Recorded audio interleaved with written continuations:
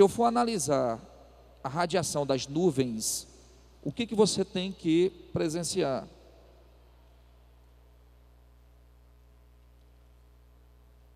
O que a gente tem que presenciar? Nas nuvens, você tem 17% de absorção e 30% de reflexão. Isso quer dizer o quê? Que a capacidade de retenção das nuvens é menor do que a capacidade de reflexão. Então, o saldo energético das nuvens é negativo. Agora, pare e pense o seguinte: por que quanto mais alto você vai subindo, a temperatura vai ficando mais fria? Por que quanto mais alto você vai, por exemplo, sai daqui e vai para Guaramiranga, por que a temperatura cai? Porque a superfície tem saldo positivo de absorção, e quanto mais próximo às nuvens, menor será a capacidade de absorção, maior será a reflexão. Mais alto, mais frio. Tranquilo? Beleza. Moçada,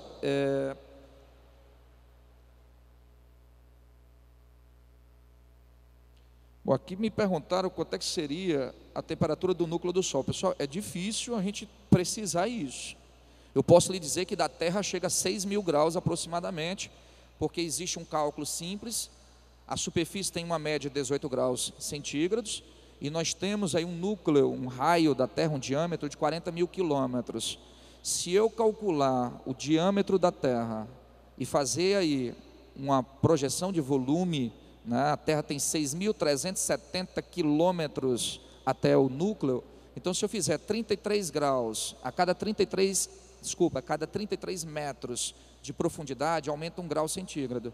Então, se eu for de grau em grau até os 6.370 quilômetros, eu vou ter uma média entre 5,5 a 6.000 graus centígrados no centro da Terra. Perfeito? Agora, do Sol, eu te confesso que eu nunca medi não, certo? Eu não tenho essa noção de quanto é que é o centro do Sol de temperatura, ok? E uma outra pergunta que me fizeram é se realmente o homem chegou à Lua. Pessoal, eu tenho que acreditar que sim, certo? Porque se você pegar o governo de Nikita Khrushchev, da União Soviética, em 1955, e o governo de Dwight Eisenhower, nos Estados Unidos, que vai de 53 a 61, nós temos a guerra aeroespacial. A União Soviética vai com a nave, a cadela Laika, etc. E os americanos, aí sim o governo do grande Fritz Gerald Kennedy, em 61, coloca a supremacia da NASA dos Estados Unidos. E aí confirma-se que o homem chegou à Lua. Isso é dados da NASA, certo? Cálculos, enfim, que eles fazem de inclinação para que a nave não fique incandescente ao atravessar essas camadas. Basicamente isso, certo? Bom, mas vamos aqui, ó. Moçada, provas, essa parte aqui eu não vou mostrar a vocês, por um simples detalhe, não é cara de Enem, certo? O pessoal que vai fazer o S tem que saber o que é média térmica e o que é amplitude. Só uma dica, média, você calcula isso no seu boletim de provas. Primeira etapa, mais segunda etapa, mais terceira etapa, mais quarta etapa. Você soma 4 etapas e divide por quanto? 4, isso é média, certo? Média térmica, soma de todas as temperaturas, dividida pela quantidade de medidas que você tirou, média, certo? E o que é amplitude? Amplitude é variação. Se eu estou falando de amplitude térmica, eu estou falando de variação de quê? Temperatura, perfeito? Aí eu joguei aqui alguns exemplos. Eu tive aqui, por exemplo, numa determinada região com médias de 20, 30, 35, 15, 5 graus. Se eu for calcular a média, eu somo 20 mais 30 mais 35 mais 15 mais 5, que eu já fiz o cálculo aqui, deu 105. Quantas medidas eu tirei? 5. Então eu divido por 5, minha média foi de 21 graus. Perfeito? Isso é média. Somei todas as temperaturas e dividi pela quantidade de medidas tiradas. Média. Perfeito? Amplitude. Qual foi a maior temperatura que eu registrei? 35. Está aí, ó. 35 graus. Qual foi a menor temperatura registrada? 5. Então o que é a amplitude? Eu pego a maior temperatura e a menor temperatura e subtraio. Quanto variou? 35 para 5, eu tive uma variação de 30 graus. Isso é amplitude. Ficou claro? Tranquilo? Aqui eu também, aí é bom essa outra pergunta, se as antenas HAARP podem alterar, modificar o clima. É bom você perguntar ao professor de física, que aí você já vai conversar com o professor de física, porque eu te confesso que eu não conheço nem o funcionamento desse tipo de antena, certo? Bom, nós temos aqui um outro assunto que é pressão. Professor, mas o que é pressão? Pressão é peso, pessoal. Pressão é peso, certo? Se eu estou falando de pressão atmosférica, atmosférica é do ar, concordam comigo? Então, quando eu falar em pressão atmosférica, eu estou falando do peso do ar. Aí você tem dois balões, balãozinho amarelo e o balãozinho vermelho. O balãozinho com as bolinhas amarelas estão cheias com ar quente. Pessoal, se eu aqueço o ar quente, ele se torna mais dilatado. Se o ar quente está dilatado, ele se torna mais leve. Concorda comigo? Se o ar está mais leve, porque está dilatado, a pressão, ou seja, o peso que essa bolinha vai exercer é menor. Concorda comigo? Tranquilo? Então vamos pensar comigo, áreas quentes, a pressão normalmente é maior ou menor? Se a área é quente, a pressão é maior ou menor? A pressão é menor, em via de regra a pressão é menor. Se eu tenho um balãozinho cheio com ar frio, as moléculas de ar estarão comprimidas. Se elas estão comprimidas, teoricamente eu vou ter uma maior concentração de moléculas dentro desse balão. Então o peso que esse balão vai ter é maior, portanto maior pressão. Áreas frias, maior pressão. Um outro conceito básico que a gente trabalha é umidade do ar. Presta atenção que nós estamos vendo três grandes elementos climáticos: temperatura, pressão e agora umidade. Pessoal, umidade é água. Umidade do ar é a quantidade de água existente no ar. Tranquilo? Umidade do ar, quantidade de água do ar. Só isso. Fernandes, mas quando eu falo nessa umidade do ar, o que eu tenho que ter em mente? Aí você tem que ter em mente o seguinte: existe uma coisa que eu chamo de umidade absoluta e uma coisa que eu chamo de umidade relativa do ar. Qual é a diferença entre a absoluta e a relativa, só para você não perder questão besta em prova de vestibular? Pessoal, existe um aparelho que a gente chama de higrômetro. O higrômetro, ele mede a quantidade de água existente nesse ar. Então ele vai medir a água. Higrômetro mede a água. Perfeito? Vamos supor que nesse ginásio eu tenha a capacidade de evaporação, né, de saturação de 2 litros d'água. Vou traduzir. O máximo que esse ginásio vai comportar de água suspensa são 2 litros de água. Tranquilo? Isso eu chamo de ponto de saturação. Ponto de saturação é a capacidade máxima que a atmosfera de um determinado local tem de reter água.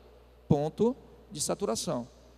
É como você diz, eu estou saturado do meu namorado. Saturado, chegou ao seu limite. Ponto de saturação. Capacidade máxima que uma região tem de reter água. E eu estou te dizendo que no Paulo Sarazate, nesse momento, o teu ponto de saturação é de 2 litros de água. Fernandes, se tivermos 2 litros de água evaporado, o que acontece? O ar não aguenta mais água. E se continuar evaporando, o que acontece? Hein? Vai chover.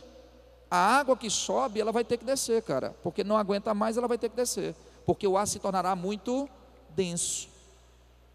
Tranquilo? Beleza? Isso é ponto de saturação. Agora vamos para o conceito umidade absoluta e relativa. Olha como é fácil, ó. A umidade absoluta é absoluto. Quanto de água eu tenho nesse exato momento na atmosfera desse ginásio? É a umidade absoluta. Vamos supor que eu esteja com um aparelho aqui, um higrômetro na minha mão, e eu esteja medindo 500 ml de água evaporado. Perfeito? Então, ponto de saturação, 2.000 ml ou 2 litros. Nesse momento, quanto eu tenho de água? 500 ml. Essa é a minha umidade absoluta e o meu ponto de saturação. O que é a umidade relativa do ar? É a relação, por isso que é relativo, é a umidade relativa. Então, há uma relação entre a umidade absoluta e o ponto de saturação. Traduzindo, A minha capacidade são 2.000 ml. Quantos ml eu tenho? 500. Eu atingi 1/4 da capacidade total de água que pode ficar suspenso no ar. Perfeito? 1/4 é igual a 25%. No jornal você ouve o cara falar o quê? No boletim meteorológico: a umidade relativa do ar em Fortaleza nesse momento chega a 70%. Isso quer dizer o quê? Que a quantidade de água suspensa no ar atingiu 70% do ponto de saturação. Se atingir mais 30%, se o sol estiver muito intenso e evaporar mais água, é possível a gente ter uma pequena chuva. Perfeito? Por isso que às vezes o calor está muito grande e aí começa a chover, mas continua quente. Por quê? Porque eu estou tendo evaporação intensa e aí eu atinjo o ponto de saturação e começa a chover. Evaporação, saturação. Tranquilo? Então, umidade relativa, de novo, umidade relativa é a relação entre a umidade absoluta e o ponto de saturação. Umidade absoluta, ponto de saturação. Certo? Quanto eu tenho de água, quanto comporto de água. Ficou claro? Tranquilo? Bom, aí eu tenho essa brincadeirinha aqui com vocês. Vocês têm 2 quadradinhos aí para vocês avaliarem. O primeiro quadradozinho, que você tem à esquerda de vocês, certo? O quadrado que está à esquerda de vocês, ele tem um quadradinho com muitas partículas de água suspensa. E o da direita tem menos água suspensa. Minha pergunta para vocês é: onde é que eu tenho maior umidade absoluta do ar? No quadro da esquerda ou da direita? Aí você vai ver pela lógica: pô, Fernandes, está na cara, cara. É lógico que é o da esquerda. Por quê? Porque eu tenho mais molécula de ar, de água. Perfeito? Então no quadro da esquerda você tem mais moléculas de água. Então a umidade absoluta à sua esquerda é maior do que a umidade absoluta à sua direita. Ficou claro aí? Por quê? Porque tem mais água. Só isso. Minha pergunta agora é: em qual quadrado eu tenho maior umidade relativa do ar? Esquerda ou direita? Hein? Onde é que eu vou ter maior umidade relativa do ar? Essa aqui foi uma questão da Unicamp. Muitos alunos erraram. É só você raciocinar uma coisa, um detalhe aí no desenho que está aí no quadro para vocês. No quadradinho da esquerda, você tem 2 moléculas, onde tem assim escrito água, você tem 2 moléculas subindo.